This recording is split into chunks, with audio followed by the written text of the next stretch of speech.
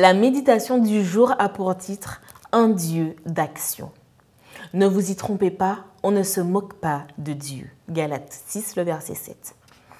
Pouvez-vous imaginer des disgrâces spirituelles plus grandes que celle d'une personne qui prêche une chose et qui envie une autre, qui réclame justice mais qui est injuste, qui parle de Dieu chaque jour et qui même le cherche chaque matin, Ésaïe 58, verset 2, mais qui vit loin de lui et qui est incapable de montrer de l'amour pour les autres? La Bible parle d'individus qui, à un moment, ont été implacables alors qu'ils critiquaient leur prochain et qui ont même critiqué la manière dont Dieu agissait alors qu'eux-mêmes pratiquaient ce qui leur causait cette irritation.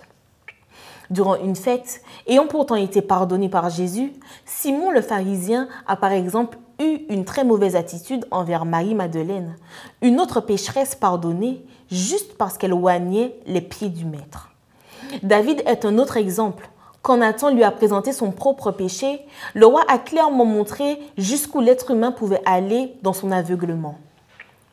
Prétendant être avec Dieu, il prenait pourtant des décisions contre d'autres personnes sans penser qu'il était en train de transgresser sa loi. Il est important de lire ces récits dans la Bible parce qu'ils nous aident à être conscients du caractère trompeur et pervers du cœur humain. Jérémie 17, le verset 9. Cela signifie que nous avons une incroyable capacité de simulation et d'hypocrisie qui peut nous amener à croire que nous pouvons nous moquer de Dieu. Aussi, ne devons-nous pas oublier le texte de Galates 6, le verset 7. Ne vous y trompez pas, on ne se moque pas de Dieu. On peut, au milieu d'un tas d'activités religieuses, détecter des attitudes creuses, superficielles et hypocrites. Dans Ésaïe 58, les versets 1 et 2, Dieu a demandé au prophète de dire à son peuple qu'il s'était trompé en pensant qu'être tous les jours dans le temple à parler de lui suffisait. Cela ne signifie rien, à moins qu'une transformation du caractère ne se produise.